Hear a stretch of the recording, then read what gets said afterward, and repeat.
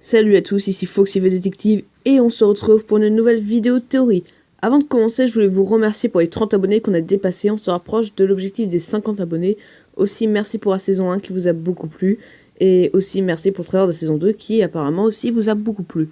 Alors oui, je sais, ça fait très longtemps qu'on s'est pas vu, ça fait plus de 3 mois il me semble.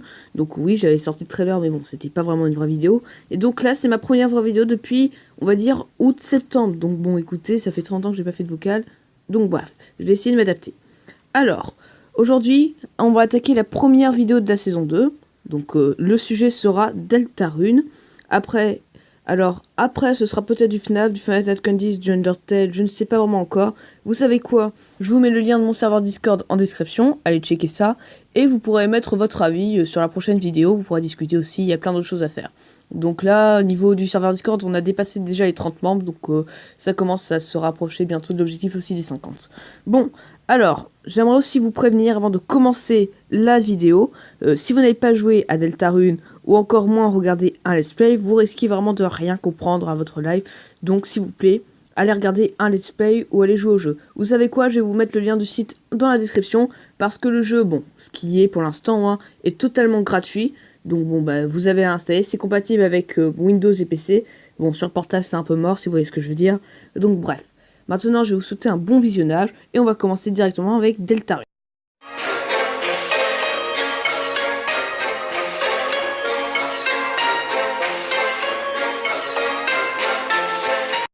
Deltarune, qu'est-ce que c'est? Je vais vous rafraîchir la mémoire. Deltarune, c'est le nouveau joujou de Toby Fox qui est sorti le 31 octobre 2018, voilà date d'Halloween.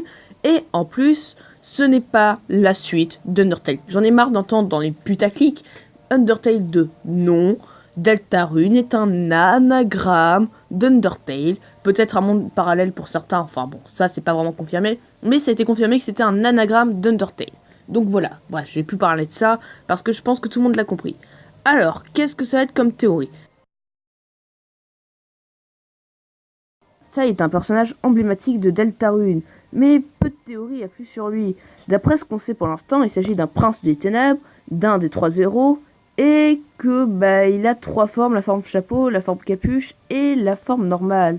Et après ça, on sait pas grand chose d'après lui. Beaucoup ont essayé de faire des théories sur lui, comme quoi Ratsai c'était Azriel, etc., etc., etc. Bon, on va tout remettre au clair, et je vais vous présenter une théorie sur Ratsai qui pour moi est très probable. Bon, alors commençons déjà. Bon, beaucoup ont fait une théorie comme quoi Ratsai était un anagramme d'Azriel. Alors, comme quoi la théorie n'était pas si mauvaise en soi, mais elle est très peu improbable. Je vais vous expliquer pourquoi. En effet, Azriel existe déjà dans Deltarune. En effet, on peut le trouver à l'université. Donc, qu'il y ait deux Azriel, deux anagrammes d'Azriel dans un même univers, ça me semble peu probable. Donc, c'est pour ça que la théorie a été mise de côté.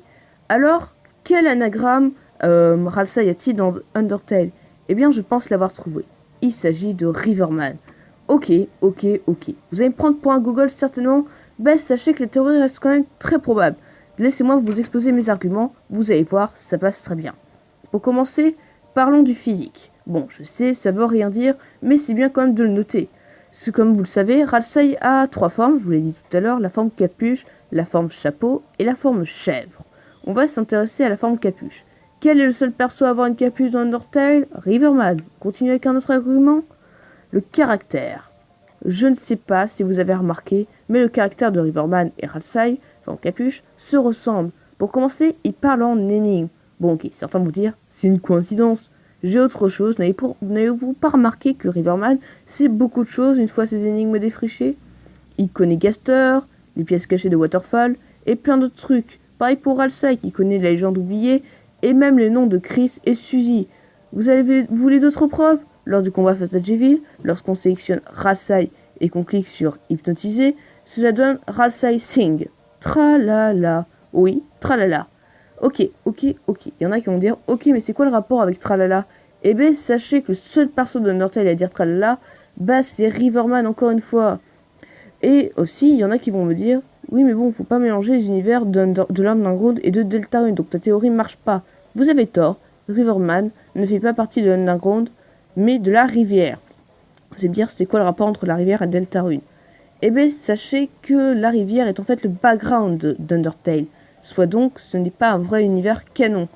Et alors, chose très intéressante, vu que Riverman fait partie de la rivière, vu qu'il navigue dessus, logique, et bien lors du combat face à Hyundai, on peut voir la rivière en background continuer sur deux chemins différents.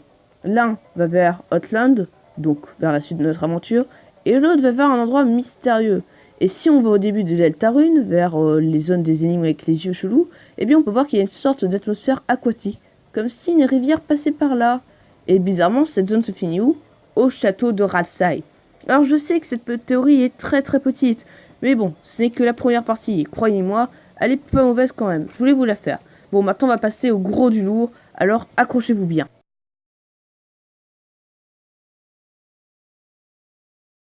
Ok, ok, ok. Autant la théorie sur Alzheimer a été courte et facile à comprendre, ok.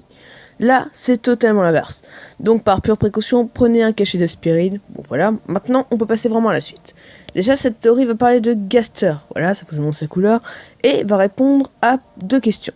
Quelle était l'expérience finale de Gaster décrite dans l'entrée 17 et pourquoi Gaster est dans Deltarune? Cette théorie sera donc divisée en plusieurs parties et je vous propose qu'on commence par l'entrée 17. L'entrée 17 est une entrée trouvable dans la data d'Undertale qui est écrite en Wingding.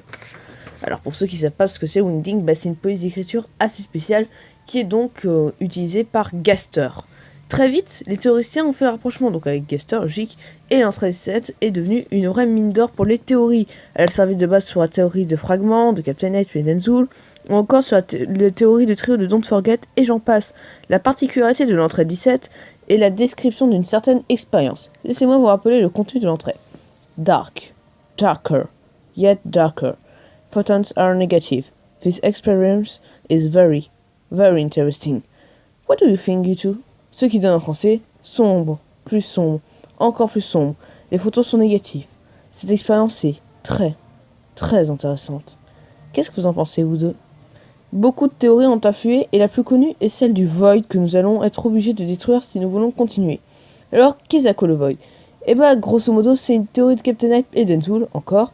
Bref, elle porte sur l'expérience fatale de Gaster qui serait un néant, un mini-néant, et qu'il aurait aspiré un peu comme l'hypergoneur d'Azriel, enfin pacifiste, lorsqu'il aspire tout le monde d'Undertale, rappelez-vous. Elle se base sur quelques phrases d'entrée 16 et quelques dialogues du jeu. Alors, en soi, la théorie est pas si mal, mais j'explique vraiment très mal. Donc, si vous voulez plus d'infos sur celle-ci, je vous conseille l'excellente trilogie de Gaster de Captain Hype. Vous trouverez plus d'infos, allez checker ça dans la description. Maintenant, quand je vous ai résumé ce qui est dans le Void, je vais vous prouver qu'elle est physiquement fausse. En effet, l'erreur fatale de Captain Knight a été d'ignorer cette phrase. Photons are negative. Pourquoi ce serait une erreur? Eh bien, il faut déjà savoir ce qu'est un photon. Vous rappelez-vous dans la composition d'un atome? Un atome est composé d'un noyau central d'énergie positive et autour de photons d'énergie négative. Pourquoi ce minuscule détail est aussi important? Si Gaster parle de photons négatifs, cela signifie obligatoirement que son expérience est composée d'atomes. Un atome est l'ingrédient essentiel de la matière. Or, un néant est une chose où rien ne subsiste, donc pas de matière. Or, s'il y a de la matière, ou même des atomes dans l'expérience de Gaster, cela signifie que ce n'est pas un néant et que la théorie du Void est fausse. Et quelle est ma théorie? Eh bien, commençons par étapes. Nous partons du principe que l'expérience de Gaster est forcément sombre, comme Dark, Darker, Yet Darker, dans 17. Sauf qu'en y incorporant les photons, nous y trouvons autre chose. La présence de photons ne se trouve que dans les énergies qui sont négatives. Cela veut dire qu'on part sur une énergie de pôle négatif. Et avec la présence d'une énergie si sombre, on pourrait penser qu'elle est composée d'antimatière. Mais pourquoi Gaster voulait créer une nouvelle énergie? Bah, dans Undertale, le principal source d'énergie, c'est la magie. Sauf que la magie a ses limites. Quand on voit tout ce que les mondes sont obligés de faire pour construire le Void et le réseau complexe, on voit très vite les limites. Alors que pourquoi Gaster a voulu créer cette énergie? Bah, c'est assez simple. La Dark Energy aurait bien remplacé la magie, elle aurait été beaucoup plus puissante. C'est donc parti d'un très bon aspect de Gaster de faire ça. Sauf que ça n'a pas collé. Pourquoi ça n'a pas trop marché? Eh bien, si on part du principe, donc là c'est un peu plus de la supposition, mais bon, si nous supposons donc que la Dark Energy serait donc remplie d'antimatière. Pourquoi elle serait remplie d'antimatière? Eh bien déjà, elle est décrite comme sombre. C'est la description parfaite d'une antimatière. Ensuite, des photons de pôle négatif. L'antimatière est composée d'atomes de pôle négatif. Donc ça marche plutôt bien. On pourrait vraiment bien penser qu'il y a bien de l'antimatière dans la Dark Energy, donc de Gaster. Ok, très bien. Mais alors, pourquoi ça n'a pas vraiment collé avec ça? Eh bien donc, comme je vous l'ai dit tout à l'heure, si on part du principe que la Dark Energy est donc remplie d'antimatière, ben, l'atmosphère de l'underground, lui, est composée de matière. Alors là, vous allez me dire, comment tu sais ça? Ben, c'est simple. Si l'underground se situe en dessous de la surface, c'est dit dans le jeu, hein, et ben, sachant que la surface, c'est la Terre, ben, la Terre, même dans toutes les planètes, c'est la matière qui subsiste. En fait, dans tout l'univers, la matière subsiste, à part les trous noirs. Et donc, dans ce cas, quand l'antimatière et la matière se rencontrent, bah, ça fait un truc pas cool qui s'appelle le Big Bang, si vous voyez ce que je veux dire. Sachant que le Big Bang, bon, là, ça aurait été un mini Big Bang, hein, c'est pas l'aussi gros qu'on connaît, mais ça aurait été petit quand même. Ben, Gaster, sachant qu'il aurait pris vraiment très cher. Petite pensée à lui, hein. Donc, on part quand même d'un phénomène spatial, donc spatio-temporel. Donc, ce qui explique aussi l'anagramme Deltarune Undertale. Vous voyez le lien? Si on part du principe que Deltarune est un monde parallèle à Undertale, donc qui est différemment spatial et temporel, eh bien, Gastor a pu être aspiré, voire même divisé en deux. Alors là, deux chemins vont pouvoir se trouver. Soit on suppose que Gastor a donc été aspiré spatio-temporellement dans la timeline de Deltarune, soit il a carrément été divisé en deux. Une partie, donc c'est quand on coupe une pizza, une partie va dans Undertale, l'autre va dans Deltarune. C'est aussi simple que ça. Alors oui, je sais, cette théorie n'est pas la meilleure et elle date quand même sur beaucoup de suppositions. Mais en soi, je l'aime bien et je trouve qu'elle pourrait vraiment faire l'affaire. Et ben, je pense que de plus en plus que le Void, voire même la théorie des fragments est fausse. Mais je vais pas parler de la théorie des fragments parce que je risque vraiment de faire dash et que j'ai pas vraiment d'argument pour le faire. Après, chacun a le droit de penser ce que vous voulez. Aussi, alors j'avais aussi fait une théorie à la base qui était beaucoup plus longue. Au fait, je parlais des fontaines, de son apparition, etc., etc. Sauf que ça révélait plus de la supposition que de la théorie. Là, je vous ai vraiment fait le noyau central de ma théorie qui est pourtant rempli d'arguments. Bref, après, si vraiment tu as aimé cette vidéo, n'hésite pas à liker et à t'abonner, ça me ferait vraiment extrêmement plaisir. Aussi, je suis assez novice dans les théories sur Deltarune et Undertale, donc tu peux me marquer des conseils dans les commentaires, ça me ferait vraiment plaisir. Et bah écoutez, moi je vous dis à la prochaine, c'était Foxy, le détective.